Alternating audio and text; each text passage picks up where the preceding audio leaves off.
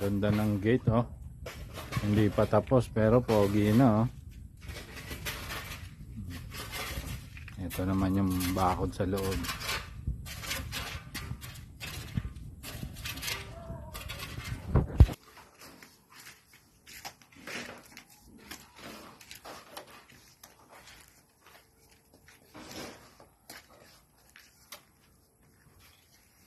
Ito yung fire pit.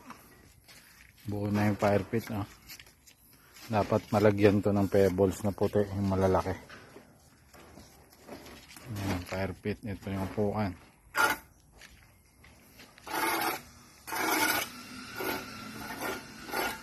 Meron linya ng kuryente dito para may ilaw sa ilalim. Ito rin, may ilaw din sa ilalim to.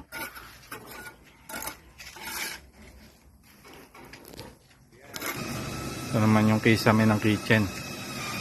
Nakabitan na ng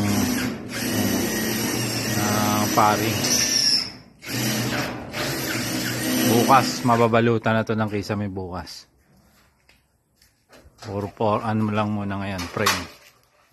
Nagpe-framing muna. Bukas saglit na saglit lang to. Kasi puro ano lang to, black screw.